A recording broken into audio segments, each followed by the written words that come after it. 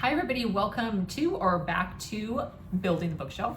Today we are talking about an oldie, it's not that old, but an older book, or one that's been out at least for a little while, but I think it's a goodie. I've read it a couple of times, The Lost Apothecary from Sarah Penner. I know we have multiple Sarah Penner fans who are out there. I think she does a great job at really describing a fantastical world, and look how pretty the cover is. They did a very nice job on the cover of this one. So if you have not read The Lost Apothecary, it is historical fiction in the sense that obviously there were creative licenses that were taken, but it does speak to this kind of underground world that there is lore about that existed in the 18th century. And it is set in London. I always appreciate a book that is set in Europe. I think there's just something fun and kind of magical and whimsical about having books set in Europe.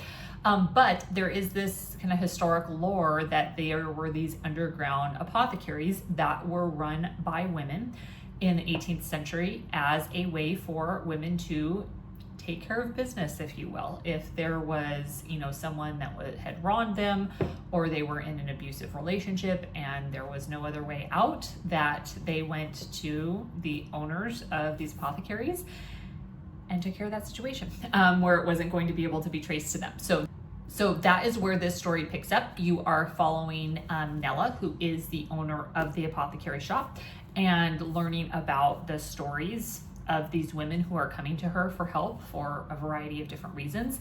Along the way, she kind of picks up a little protege, Eliza, who is learning the tricks of the trade. She initially doesn't want to have anything to do with Eliza. She does not want to bring her into this underworld, if you will, but she just can't shake Eliza, and Eliza is kind of around for the journey and becomes her assistant.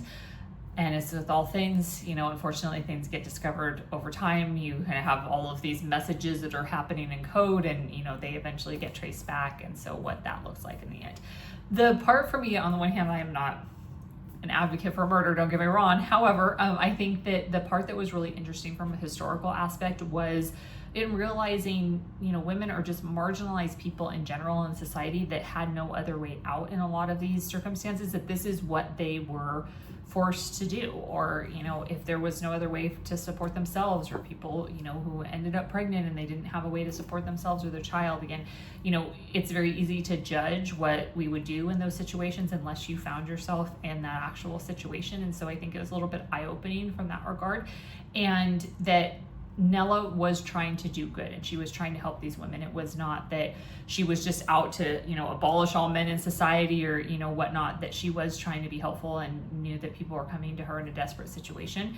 And there's a lot of creativity, right, with some of these herbs and, concoctions that they had to come up with. I mean, it really is kind of a science in and of itself, on top of just the setting that Sarah has portrayed so well. Again, you can feel like you're in the shop with Nella and with Eliza and, with the cauldron, and you can really picture yourself there. So I thought that the description, the prose of it was all very well done. And I think it was an interesting part of history that honestly I hadn't heard of before. And, she talks about that a little bit in the prologue of the book, and, where she had some of this information from, and some of the tales that have been told of people who used to use these kind of services in the past. So Lost Apothecary, definitely worth a read. I have reread it as well. And, like we talked about before, once you kind of know what the story is, the storyline is, you can kind of go back and reread for some of the details that you might have missed the first time around. But would love to hear any Sarah Penner fans that are out there, other books that you are reading of hers, and what you thought of those as well.